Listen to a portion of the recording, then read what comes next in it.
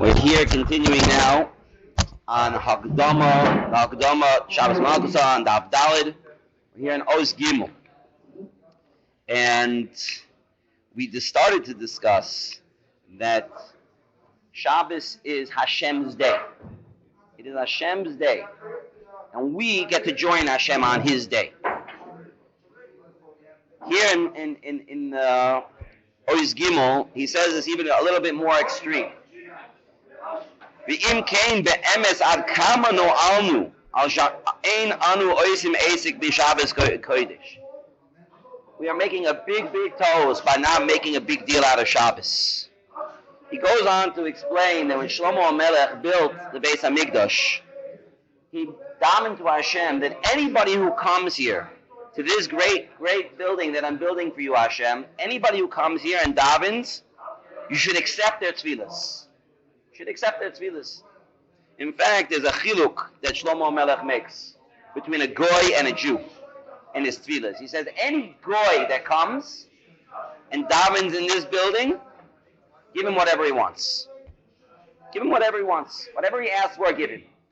But any Jew who comes to daven in this great building, give him what's best for him. What's the difference? Why by a goy you say give him whatever he wants, and by a Jew give him what's best for him? Really, the best thing is what's best for him. You don't want something that's bad for you. And one of the seven kololim that the Chovos HaLevavos brings in Shar B'tachon, of having a true bitachon in somebody, specifically Hashem, is that you trust that the one that you're trusting in actually knows what the best thing is for you. Which means if they don't give you something, they know that it's actually the right thing to do. Like when our kids ask us for something and we say no, like, can I eat just candy for dinner every night of the week for the next year? Right? What do you mean no? Why? I don't understand. You're the worst parent in the world. Right? So obviously we know a little bit better. That's like an extreme example of a case maybe where we can say that we know better. Right? But Hashem always knows better. So that's part of bitachon that a person has, is that Hashem, I want the best thing for me. So I'm davening for something that I think is the best, but Shlomo HaMelech says only give him what the best thing is for him. But by a goy can't understand that. He can't have real bitachon. So Shlomo HaMelech says just give him whatever he davens for. Because if you don't, then I'll say, oh, the God of the Jews is nobody, is nothing. So give him whatever he wants, even if it's bad for him. Give it to him. Because this way they'll come to a greater hakar and emunah in HaKadosh Baruch Hu. That was what the Beis HaMikdash is. If we had the Beis HaMikdash today, everybody would run to the Beis HaMikdash. In 1967, when the Koisel, first day that the Koisel was open to the public, wow! Thousands and thousands of people. Hundreds of thousands of people ran, they flocked to the Koil, to the Kotel. They should have flocked to the Koil too. Yeah, to the Kotel. They went. Imagine we have a Beis HaMikdash. Everybody's going to run over there. Says Rav Pinkus, it's a big toad. It's a big toad because we do have a Beis HaMikdash. It's called Shabbos. The Shechina is Shuya on Shabbos. Hashem is here with us on Shabbos, just like Hashem is in the Beis HaMikdash. He's here with us on Shabbos. How can we not take advantage of it? It's mamish like having a Beis HaMikdash with us here, wherever we are. It's really quite an amazing thing if you think about it. This is Hashem's day. So Hashem decided, instead of us having to come to Him, instead of having to do a Lila Regel, that we have to go to Him, He goes everywhere. He's here with us everywhere, wherever we are. So we're not going to make an asik out of it. We should make it a big deal. Now, we do make it a big deal. We get dressed up. We shower, we get good food, but how many of us really appreciate, you know what, Hashem is really here. Hashem's really here with us. Getting into Oz Daled now, he brings here the medrash that says that when HaKadosh Baruch Hu gave the Torah, the whole world stopped. Everything was quiet. So when Hashem said, Anoichi, when the whole world shook. Ad Kedei Kach, that the whole world shook, the Medrash tells us that the world was shaking so badly that the Umas HaOlam went to Bilam, and they thought that this was the end of the world. What's happening over here? The Pasuk says, Hashem lamabul yashav. Hashem is going to bring a marble on us. What's happening here? So Bilam says, no, Hashem oiz la'amo yiteh. Hashem is giving his Torah to his nation. Everything was quiet. Everybody knew there's something amazing happening over here. That's what Shabbos is. What's what Shabbos is supposed to be.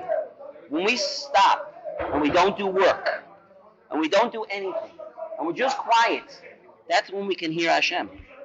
That's where we can feel Hashem's presence. You can only feel the Shekhinah if you're quiet. That's what Shabbos means. Shabbos is Shabbos. To just sit quietly and do nothing. That's it. Make room for Hashem. All the noise that's out there in the world, it stops. Everything stops. Even Gehenna stops working on Shabbos. Right? The Medrash says, I don't think it's a Medrash, it's a Gemara maybe, that Turnus Rufus said to Rabbi Akiva, how do I know that there's a Shabbos? Maybe you just made it up. How do you know maybe Tuesday is Shabbos or Wednesday? Well, how did you decide? How can you prove that it's Shabbos? So he said there are 3 proofs. Off the top of my head, I'm only remembering 2 of them right now. The first proof is the Sambatyon. The Nar Sambatyon, that there's this river somewhere in the world. Oh, now I remember the third one. There's a river somewhere in the world that all week long throws rocks. It's Gemara. All week long. But it doesn't throw rocks on Shabbos. On Shabbos it doesn't. That's one raya. The second raya, the Bali Oiv. The Bali Oiv. What are the Bali Oiv? Bali Oiv are the necromancers, the people who, using black magic, can raise dead spirits from the dead. And they can get answers. They can ask questions. There's something called, something with an S. There's like a board, you put like a thing on. It used to be a big thing. Maybe in the Far East they still have it. A Siemens board or something like that. I forgot what it's called exactly. Where they do this type of black magic. And they don't answer on Shabbos. I saw an amazing Shaila. You want to hear this Shaila? A fantastic Shaila. I'm sorry I'm going a little bit off topic, but it's about Shabbos. I saw this Shaila where one of Rabbi Zilberstein's Svarim, Dafka on Shabbos. He said that there was this person who was about Tshuva. He's about Tshuva. And before he became a Baal Tshuva, that when he was living in the Far East, maybe in Japan or one of these South Asian countries, he was very into this type of witchcraft. It exists. It exists.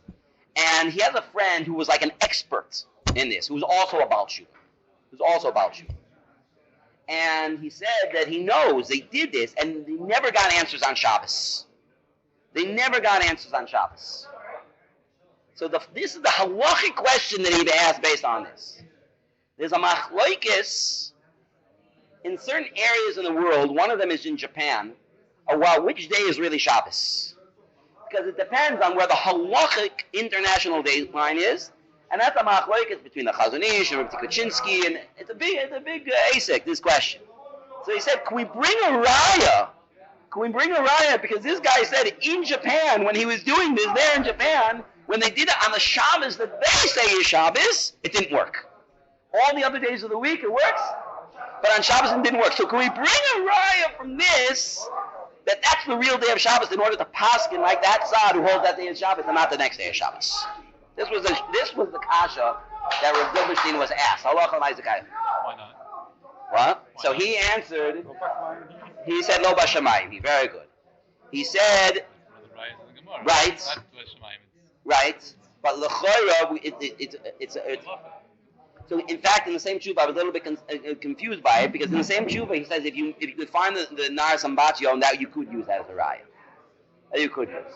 Here, this is talking about something in the next world. Right, so that might be beged lo b'shamayim. That's how he learned it. That you couldn't rely on these types of black magic in order to prove that this was Shabbos. That was the second.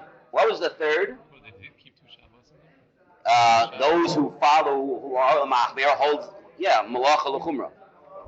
Yeah, I don't know if they make kiddush on both days, the mitzvahs I say, but certainly I think that's how when the Mir Yeshiva was in Kobe, Japan, this is where the shaila came up.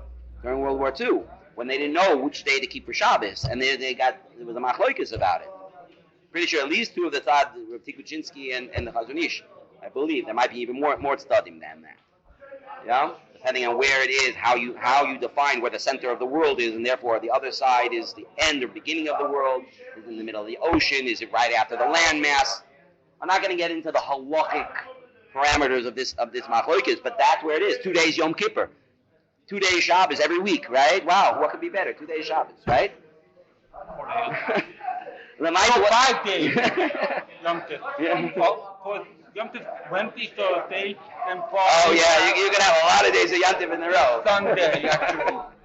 Anyway, Lemaisa, the third one in that list is that Rabbi Akiva says to turn his rupus, and your father's grave. Your father's grave proves that it's Shabbos. Why? Because all week long, his father's grave, there was smoke coming up from the grave, and on Shabbos it stopped. Because he was burning in Gehenim, and that's why the smoke was coming up. But Gehenim stops working on Shabbos. So we know that Shabbos is true. Why? Because everything stops on Shabbos.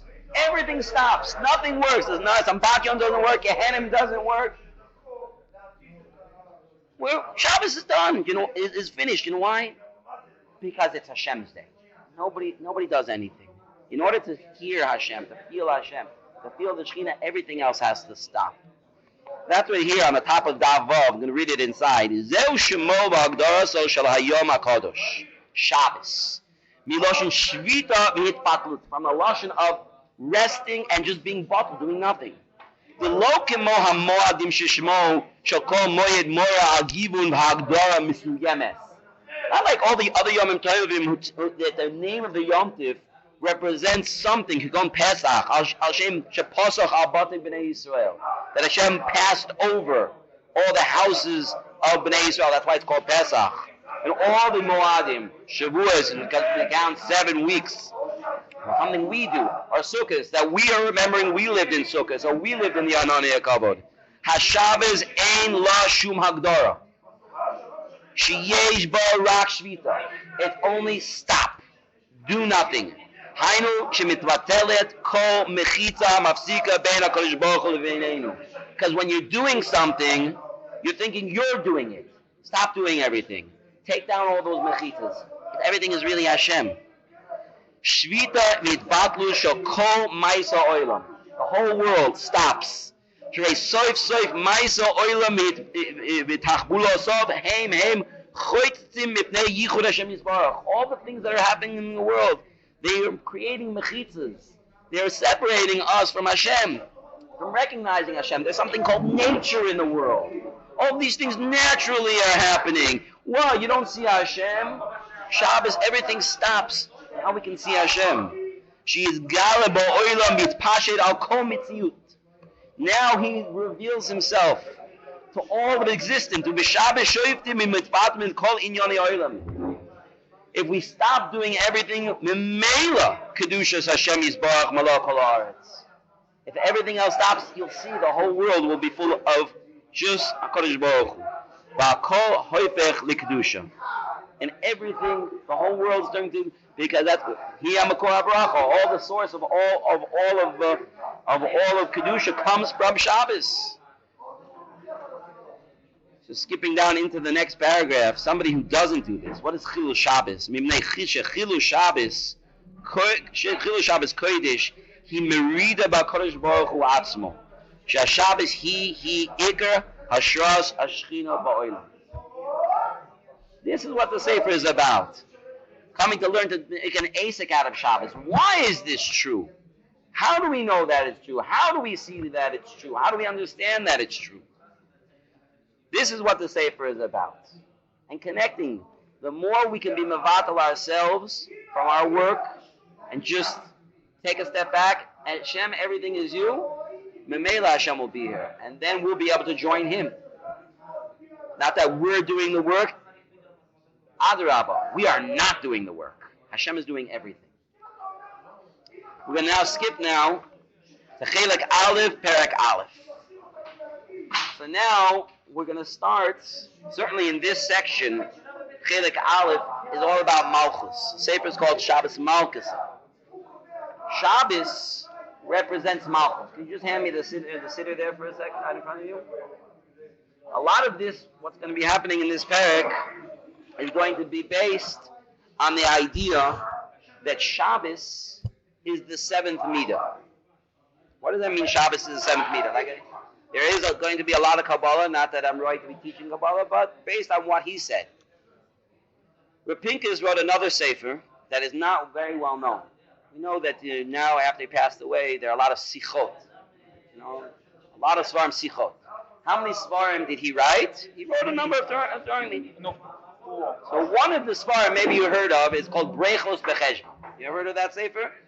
It's a very thin sefer. I have it at home. Brechos Becheshbon. He himself wrote this sefer. And in this sefer, there are a number of things in the sefer, but one of them is a perush on the piyut that we say, Leil Seder, Echad Miodeh. And he explains, through Derech Kabbalah, what exactly does each number mean. Obviously, one is Hashem, right?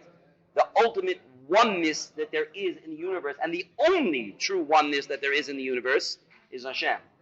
2, 3, what does each one of these things mean? So we get to 7, Shiva Yemei Shabbos, 7 days of the week. So the number 7 is linked directly to Shabbos, which we know already. Kodesh Baruch Hu created the world in 7 days. 7th day is Shabbos. We know that already. What he points out here in the beginning, the idea of Malchus, comes from a pasuk. The pasuk we say every day in Tefillah, davening in the morning. We say it in Vayivarech David in Psukei de Zimra. Lecha Hashem hagdula v'hagvura v'tiferes v'hanetzach v'ha'oid ki kol b'shamayim v'aretz lecha Hashem hamamlacha. Yeah? So I'm not exactly sure how he gets to 7. Gdula, Gvura, Tiferet, Netzach, Hoid, Kiko B'Shamayim Ba'aretz, I guess is 1. L'cho Hashem HaMamlecha. Yeah, so L'cho Hashem HaMamlecha, Malchus is related to the 7th. This is what he comes to explain here in the beginning of Chelik Aleph, Perek Aleph. Shabbos Kodesh Nikras B'chol Mokom Yom HaShvi'i. The 7th day. What is it about the 7th day? The idea of the 7th. What is the 7 connected to Shabbos? The pasuk, like I just quoted just now,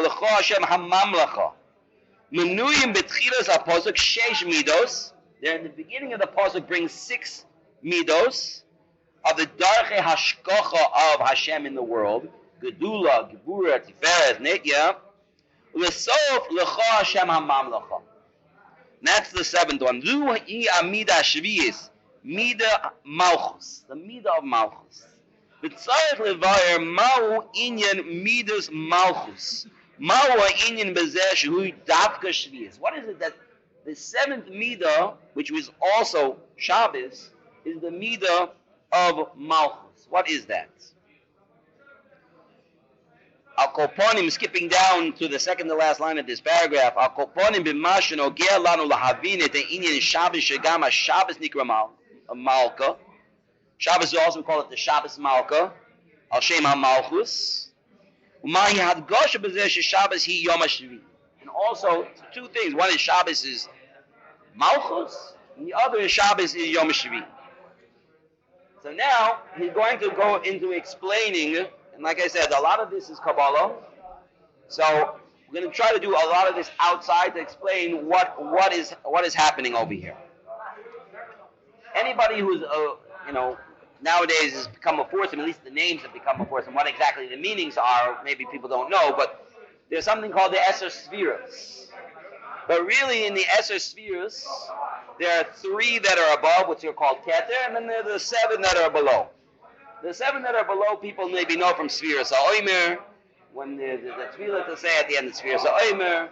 The 7 Midos are Chesed, Gvura, Tiferes, Netzach, Hod, Yisod, Malchus. Malchus is the one all the way at the bottom.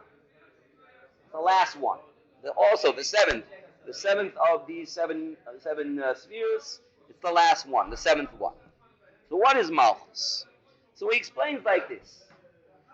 There's something called in the world, there's the koyach of something and there's the poil of something.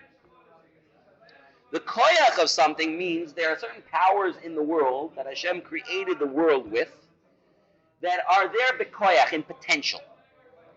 For example, the midah of chesed is a midah that HaKadosh Baruch Hu has bekoyach, and then the question is, he going to bepoil use it? Are you going to use that midah that you have called chesed? So chesed starts off bekoyach. All the midos are like that. All the midos that are listed in this pasuk, net, gedula, gvura, tiferes, all of the midos are bekoyach. So for an example of that is that he brings, is that you might have a person who has a million great ideas on how to help the whole world. And he might want to, donate to so many different organizations, and he really has a good heart. And he really means it. He really means it. But you know what? When you come to him the next day and you say, well, you said you were going to wanted to donate, but I don't have the money. I don't have it. You said you were going to do this. I know, but I don't have the time. I have to go to work. You have so many great ideas, and they're honest. Those ideas are honest. He's not making them up. He's not like a faker. He really has a desire to do these things. But Lamai say he can't. Why can't he? He can't because he just doesn't have the capacity. There's another midah. That midah will allow him to bring all those things to fruition. You might have somebody with a lot of power, but he has no ideas. He doesn't, I can do anything I want, but I just don't know what to do. Anything I want. So many times in a business, what you'll have the guy with all the ideas, great ideas, but he can never do anything with them because he doesn't know, he can't organize, he can't get things done. You have your CFO, CEO, and COO. You have three different people who together, they work together because each one is doing their specific job because they can't do the other one's job. So there's different midos over here. So imagine now this person with all of these great ideas, all of a sudden he was given a great position. He became the melech. Now he has the power to do whatever he wants. Now he can set into motion all of those things that he had ideas for. So he explains, Pinkus explains, the midah of Malchus is taking those things, all of those great midos that you had before, Netzach, Hoid, Chesed, Bura, all of those things, making them real. In Brechus Becheshbon, in the other sefer that I mentioned before, he writes that the number 6, starting from the number 6 up until 5 is all Bekoyach. Starting with the number 6 is Bekoyach. Up until number 5 is all working in the spiritual realm. Starting from number 6, why number 6? 6 is Shishi Siddur Mishnah. 5 is Chamish Chumshei Torah. Chamish Chumshei Torah, if you would only have Chamish Chumshei Torah, you wouldn't know what to do. The Karaites, who only believe in Torah Shebechtav, they do all kinds of wacky things because nobody believes in Torah Shebal Peh. It's like the story with Hillel. That it says that the man came to Hillel and said, I want to accept Yiddishkeit only on the condition that I'm only accepting Torah Shebechtav and not Torah Shebal Peh. I don't want to believe the rabbis. I'm not interested. Only Torah. So Hillel said, okay, no problem. So start teaching me. Okay, first day he started teaching Aleph, Beis, Gimel, started teaching Aleph, Beis. Okay, first day. Come back tomorrow. There's still a lot more to learn. Comes back the next day, and he starts teaching Saf, Taf, Shin. Hey, what's going on over here? Yesterday, you told me that it goes Aleph, Beis, Gimel. Now you're teaching me a different way. What's going on over here? He said, well, and you trusted me yesterday? I thought you don't trust any rabbis. Well, what? You believe me? You don't want to trust the rabbis. Torah Shebechtav, without Torah Shebal Peh, we can't live. It's impossible to understand what's going on over here. So that's why the Torah Shebichtav is still in the spiritual realm. When we get the 6 Shishi Siddur Mishnah, now we're taking that Torah and we're making it real. We're making it alive. We're living the Torah. We're actually making it applicable. That's what Shas is. Taking the Torah and living the Torah. Making it real in this world. And then there's 7. What's 7? So 7 is described. First of all, what does 6 mean? 6 is the dimensions of this world. East, west, north, and south, up and down. Right? Altitude, longitude, latitude. That's a physical presence in this world. So what's the 7th? The 7th is the Panemius. The 7th is the Neshama. I heard it brings it all together. It brings it all together. It's the completion of it, but it's also the central part. On the one hand, it's the end that brings it, that completes it all, which is why it's the 7th. On the other hand, we know we're starting on Tuesday night, Yom Revi, because we look at the days before Shabbos and the days after Shabbos. Shabbos is right in the middle. That's what the 7 is, the Panemius, the central part, which brings life to the physical. That's the Neshama. That's what Shabbos is. Shabbos is the Neshama. So Malchus is when we're actually taking all those midos and we're making them alive. I can do them now. All those midos of the Kodesh Baruch Hu can be brought into fruition. That's when there really is Malchus. And the bottom over here on Daf Yud Aleph, he brings this example by David, when David wants to kill Noble, who was married by Malchus, and Noble's wife at the time was Abigail, and she said, you should know that your Malchus people don't know your Malchus yet. You can't say that he's married by Malchus because it hasn't become a foursome yet. And that's what he says here at the end. We're going to finish with this for today. Shemitziusav shel HaMelech, on the top of page Yud Beis. Shemitziusav shel HaMelech hi shemoilech bekoyach mochuso mashpia al hanase b'medina. Sheze be'etzem kol mohuso shel Malchus. The whole point of the Malchus is to be able to be mashpia, to give influence on his whole Medina, on everything that he's a melech over. That is the essence of Malchus. And she said to David, you don't have that yet. You haven't gotten that hashpah yet. So therefore, you're not a real melech. So you can't kill him because he was married to Malchus. Yes, it's true that Shmuel and Navi already anointed you to be king. But because your Malchus was not, it hasn't reached the point that you can actually take all of your midos and have the proper hashpah on the whole Medina, you're not that melech yet. Because that is what the midah of Malchus is. For HaKadosh Baruch Hu, to use all of those midos, all those amazing midos, the first 6 midos beforehand that are only bekoyach, that are only in potential, and now can be used through the midah of Malchus, through Shabbos, can be brought out in the actual world. Okay, we're going to stop over here.